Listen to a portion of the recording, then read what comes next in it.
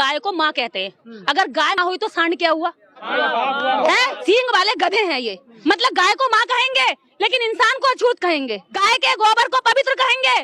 पार्वती ने अपने मैल से बच्चा पैदा कर दिया। अरे कितना मैल उतर गया, कब से नहीं नहाई थी वो? दलित भी नहाते हैं, इतने गंदे तो दलित भी नहीं रहते थे जो पार्वती देवी हो गए। जो इतना सारा मैल उतर आया और एक गणेश बन गया, एक बच्चा बन गया।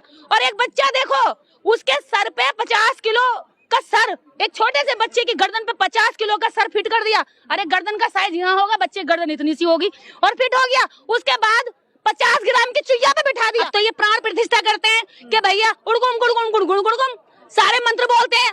तो उन मंत्रों के जरिए ये क्या करते हैं, गोबर के गणेश में प्राण प्रतिष्ठा कर देते हैं, मंदिर की मूर्तियों में प्राण प्रतिष्ठा कर देते हैं। लेकिन जब इनके बच्चे मरते तो छाती पीट पीट के क्यों रोते? उसमें प्राण प्रतिष्ठा करो ना। अपने बच्चों को क्यों मरने देते हो तुम? अपने बाप को क्यों मरने देते हो तुम? उसको जिंदा करना चाहिए ना। बेटे से ज्यादा तो प्यारा कुछ भी नहीं है, माँ से प्यारा तो कुछ भी नहीं है। अपनी माँ में प्राण प्रतिष्ठा नहीं करते, लेकिन इस देश के दलित अछूतों को उल्लू बनाने के लिए गोबर में प्राण प्रतिष्ठा कर सकते हैं, मूर्तियों में प्राण प्रतिष्ठा करते हैं, लेकिन इंसान में प्राण प्रतिष्ठा नहीं कर सकते। ये वैसे ही गोबर है। मेरा नरक का प्लॉट अभी बुक कर दो भैया, मेरा नरक का प्लॉट सबसे बड़ा बुक करना, क्योंकि मेरे साथ नरक में जाने के लिए बहुत सारे लोग तैयार है। कितने लोग जाओगे भैया से?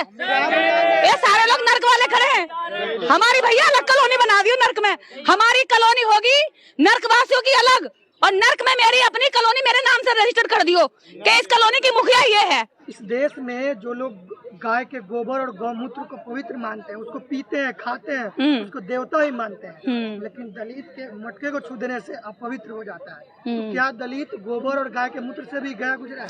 भैया वो गाय को माँ कहते हैं। अगर गाय माँ हुई तो सांड क्या हुआ? क्यों भी आप लोग बताओ है? जो लोगों के मतलब सींग वाले गधे हैं ये।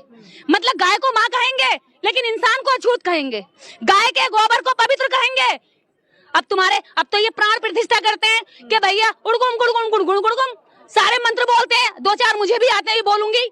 तो उन मंत्रों के जरिए ये क्या करते हैं, गोबर के गणेश में प्राण प्रतिष्ठा कर देते हैं, मंदिर की मूर्तियों में प्राण प्रतिष्ठा कर देते हैं। लेकिन जब इनके बच्चे मरते तो छाती पीट पीट के क्यों रोते? उसमें प्राण प्रतिष्ठा करो ना। अपने बच्चों को क्यों मरने देते हो तुम? अपने बाप को क्यों मरने देते हो तुम? उसको जिंदा करना चाहिए ना। बेटे से ज्यादा तो प्यारा कुछ भी नहीं है, माँ से प्यारा तो कुछ भी नहीं है। अपनी माँ में प्राण प्रतिष्ठा नहीं करते, लेकिन इस देश के दलित अछूतों को उल्लू बनाने के लिए गोबर में प्राण प्रतिष्ठा कर सकते हैं, मूर्तियों में प्राण प्रतिष्ठा करते हैं, लेकिन इंसान में प्राण प्रतिष्ठा नहीं कर सकते। ये वैसे ही गोबर है जैसे कि पार्वती ने अपने मैल से बच्चा पैदा कर दिया। अरे कितना मैल उतर गया, कब से नहीं नहाई थी वो? दलित भी नहाते हैं, इतने गंदे तो दलित भी नहीं रहते थे जो पार्वती देवी हो गए। कब से नहीं नहाई?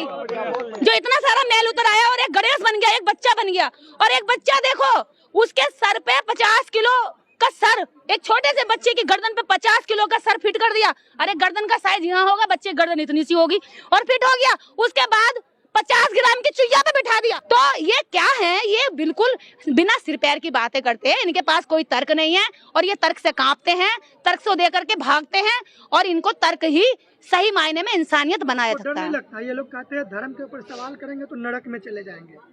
मेरा नरक का प्लॉट अभी बुक कर दो भैया, मेरा नरक का प्लॉट सबसे बड़ा बुक करना, क्योंकि मेरे साथ नरक में जाने के लिए बहुत सारे लोग तैयार है। कितने लोग जाओगे भैया से? ये सारे लोग नरक वाले खड़े हैं। हमारी भैया अलग कॉलोनी बना दी नरक में। हमारी कॉलोनी होगी नरकवासियों की अलग, और नरक में मेरी अपनी कॉलोनी मेरे नाम से रजिस्टर कर दियो कि इस कॉलोनी की मुखिया ये है। स्वर्ग बताया किसने? हाँ, मैं तो नर्क में जाऊंगी। तुम्हारा जितना भी नर्क है ना, तुम सारा नर्क मेरे लिए कर दो, तुम सारे स्वर्ग चले जाओ। लेकिन एक बात बताओ, स्वर्ग में कौन गया और किसने आके तुम्हें बताया? नहीं बताया ना किसी ने भी। लेकिन अगर कोई गया तो वो मेरे सामने आ जाए, आपके चैनल पे आ जाए, मेरे से बता दे। कम से कम नर्क की दशा देख करके मैं थोड़ी सी डर भी जाऊं। लेकिन ऐसे ही बता दिया भैया पकोड़े तले जाएंगे तो मेरा तल लियो, मेरे पकोड़े तल के खा लियो, ले जाओ मुझे नर्क में। ना तो मैं नर्क से डरूं ना मैं स्वर्ग से डरूं। इनके 33 करोड़ मुझसे डर के भाग जाते हैं, और उसको न्याय दिलाने के लिए लोग थाने भाग के जाते हैं।